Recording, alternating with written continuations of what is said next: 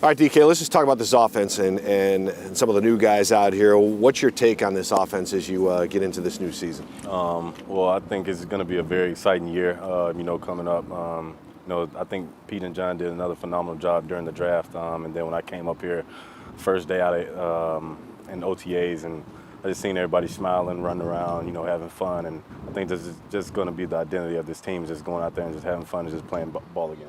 Do you notice that when new faces come in here and they hear the music going, they see this beautiful setup out here and the great culture it's created in here? Do you see it in their eyes and they're like, these guys aren't used to this? Yes, sir. I mean, it was definitely in my eyes when I first came up here. My first time being away from home and just being out here right next to the water.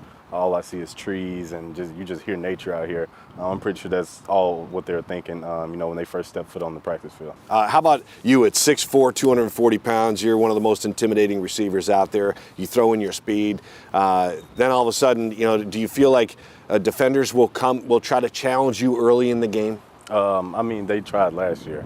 But they still have to account for Ken Walker, Tyler Lockett, and now Jackson, and whatever other receivers make the team. So it's more than just me out there. Gino did a hell of a job last year, Locke as well, and just to add a few more pieces to the offense is going to be exciting. But when they do challenge you, and you've had your struggles with keeping your emotions in check. Have you done anything? Is there any kind of mental training you've done? Maybe talk to your dad, anything like that, to keep yourself from being rattled at all? I think that's just an outside perspective. I don't think I got emotional issues. It's just the I'm stigma. not saying you got emotional issues. I'm saying, no. I'm just saying, we all get a little hot, right. But you're out here in the fierce competition, and they love to try to get under your skin, right. and you know that after a few years. Yeah. What do you do to counter that? Stay the mean person that I am, and still intimidate them, but do it in between the whistle and in between the lines. It's cool to watch because most of those guys are undersized. They come at you kind of like biting at your ankles. Right. Yes, How about your relationship with Tyler Lockett? It seems like it's got nothing but tighter over the years. Yeah, I can't say enough good things about Locke.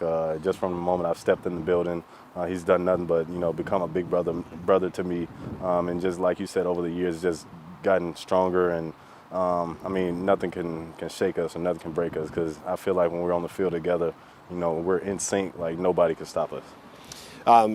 You've hired a videographer, and you're into social media. You do these things. You're kind of like that modern day athlete where you're out there. You got a guy shooting almost your every move in life. Was that obviously was your idea? Why would you go down that road? I think just to have the memories along the way and just to capture everything along this journey, because you never know when you're going to need it or when you're going to try to look back on some stuff. I know he was with me a lot in 2020 and 2021, and we still pull up videos about the days we were talking about real life stuff or football or just anything in general. So I think it's just good to have those memories on tap for whenever you want to just revisit them.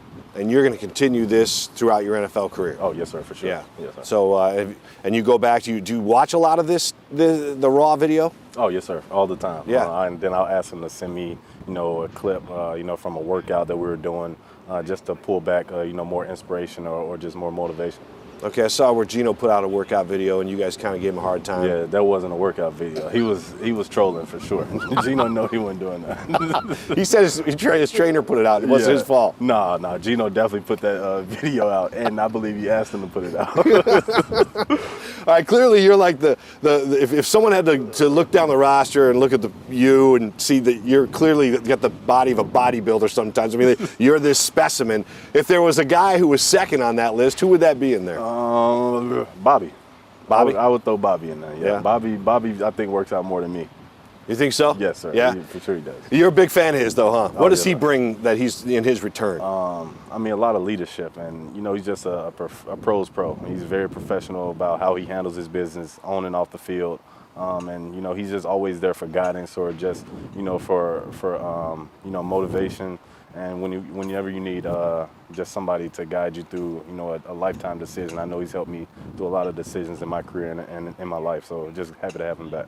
Okay, with his work ethic, it kind of rubs off on you guys. You see he's in the weight room doing his thing. Right. You're doing your thing. You've been ranked as in the top 20 as one of the most sexiest men in the NFL. I'm not sure if you're aware of it or not. I'm just letting you know that that's what my research shows. But they got you at 19. Should you be higher? I mean, that's for everybody else to decide. Of course, I think I'm the sexiest man in the NFL. But it's kind of cool, like, you know, because you know what? It's a credit to you and the work you put in. Right, yes, sir. I mean, come on.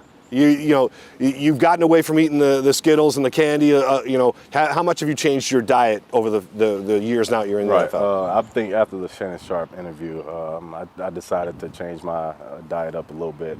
I'm not gonna say I've completely shied away from candy, but you know, I have a bag or two. Yeah. Once a week, I would say that. Okay. Well, you know, you can't. Cold turkey's hard. Right. So, how about as far as your interests off the field? You talk about your interest in fashion. And maybe learning how to act and things like that. But where does the fashion come from? I think the fashion just comes from me just being inspired by other athletes, you know, wanting to do it, and you know, just me wanting to get my feet wet in that area and in that realm that, you know, I'm unfamiliar with. So just taking on another challenge and another avenue that I think I could be successful in. Have you taken acting classes? Yes, sir. Going on 2 years now. 2 years of acting classes. Yes, sir. Off-season things? Is it all off-season? No, during the season. During the season? Yeah. Around here? Yes, sir. Well, it's on Zoom. On Zoom. My acting coach was in Vancouver, Canada, for a little bit, but she just moved back to LA. So it's kind of hard to meet in person right now. Yeah, but that's a bold move. I mean, like you got to put yourself out there if you're doing exactly, that. Yeah. So how is that going? I mean, it was difficult at first because, you know, I'm a guy that doesn't like to really show my emotions off the field. As he laughs. Off the field, but.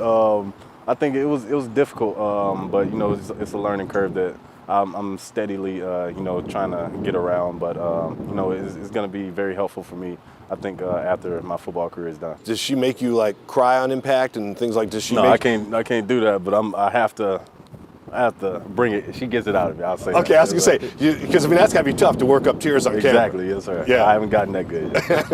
But in the future, this is something you want to do. You want to be in maybe TV shows, movies, things like that. Yes, sir. Movies or TV shows. Yeah. Yes, sir. Wherever I can get my hands on. Okay, so if there's a genre out there in movies, comedy, horror, thriller, action, where do you see yourself maybe? Where would be your first choice? This is probably going to be very surprising, but I would say action first. There's no surprise, but horror. I'm a big horror movie guy. So if your first acting role is in a horror movie, you'll be all right. Oh yeah, I can scream. Okay, that's what it is. Yeah. So you're ready to die in this horror movie. No, not that.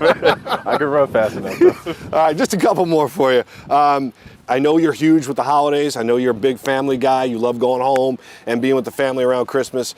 Take me back to your childhood. Do you remember a toy or a bike or any kind of Christmas present that you got that stands out as one of your favorite all time? I used to always ask for Nerf guns when I was a kid. For some reason, I had an obsession with Nerf guns. So every Christmas, I would ask my dad for, you know, a Nerf gun, and he got me this big bazooka one time that had 60 Nerf bullets in it, and it needed batteries, of course, but when I installed the batteries, I definitely had a time with that. So shout out to my dad for giving me the Nerf guns.